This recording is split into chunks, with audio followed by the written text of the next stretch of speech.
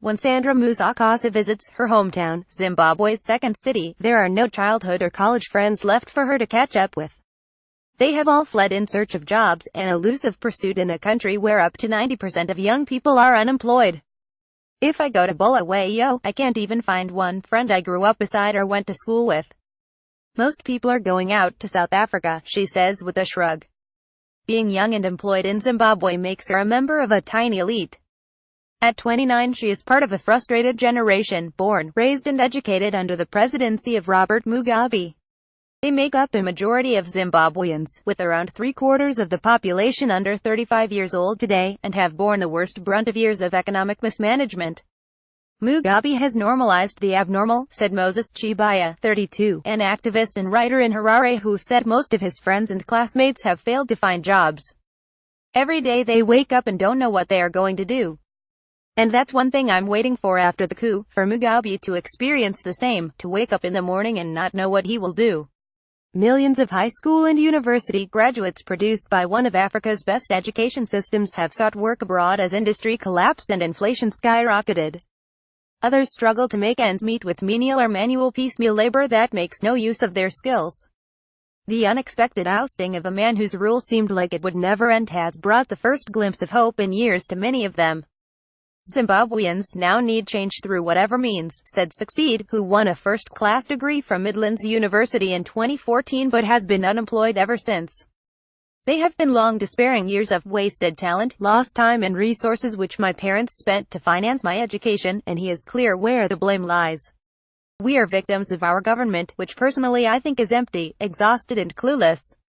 The lack of employment is corrosive not just for those who have graduated into unemployment. In a country proud of its highly literate population, the incentive to study is falling away. Parents used to present education as the only way out of poverty, said 25-year-old Kudameki. But now you see those who are working hard just sitting around at home without jobs. There is no inspiration to study. Alcohol abuse and other problems are also on the rise, as young people struggle to find work, and unemployment becomes more common than going to work.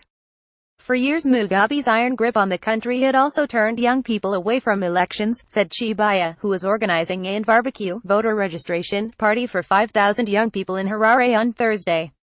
Some lacked papers, but many felt voting was pointless in a country where one man had clung to power for nearly 3 decades. Barely a third were even registered to vote before recent polls, according to a local think tank and NGO, the Research and Advocacy Unit, and only a fraction of those would-be voters bothered to cast a ballot in recent elections. Even though the favorite to replace Mugabe, Emmerson Mnangagwa, is far from a reform figure, there is hope that the next presidential elections will herald real change.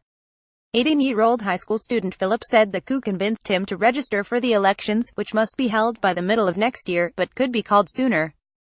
If the military hadn't taken action, I wouldn't have bothered, because even if I did vote the same person would have won, he said. I'm happy with how they are handling stuff, at least they stood up to Mugabe when no one else would. He hopes to be a photographer, and is applying for degrees in South Africa, in part because he thinks Zimbabwean universities are struggling with resources in teaching, but also because he expects to have to look for work there. People here get educated, but then they can't apply what they have learned. It doesn't make sense for our country, he said.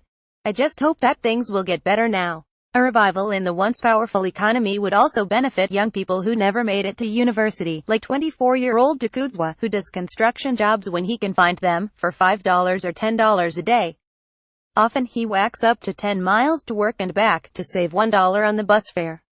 I hope it will be a change, he says of the coup. There are very few opportunities for us.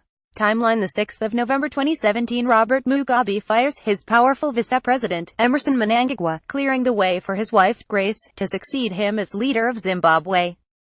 Grace had accused 75-year-old Mnangagwa, a former intelligence chief, of being the root cause of factionalism in the ruling ZANU party. The 8th of November 2017, Mnangagwa reportedly flees to South Africa, but vows to return to Zimbabwe to lead party members.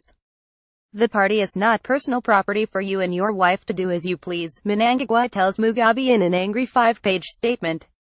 The 13th of November 2017, Zimbabwe's army chief demands a halt to the purge in ZANU, and warns that the military could intervene. We must remind those behind the current treacherous shenanigans that when it comes to matters of protecting our revolution, the military will not hesitate to step in. General Constantino Chiwenga told a media conference attended by about 90 senior army officers. The 14th of November 2017, a convoy of tanks is seen moving on the outskirts of the Zimbabwean capital, but the military denies a coup. In an overnight declaration on state television, they say Mugabe is safe and they are only targeting criminals around him. The 15th of November 2017, military vehicles take control of the streets of Harare in the early hours. South Africa says Mugabe has told its president, Jacob Zuma, by telephone that he is under house arrest but is fine. Thank you for your feedback. Yolanda, a 20-year-old working as a maid on $100 a month to pay her sister's school fees, hopes the new government might let her go back to studying and curb rising inflation. The currency here doesn't work, she said. I want them to sort out our money. It is not only the economy that young people hope will change with the end of the Mugabe era. I hope we will get social security, protection of human rights and justice, said Meki. The kind of democracy we've known has been democracy on paper, not in practice.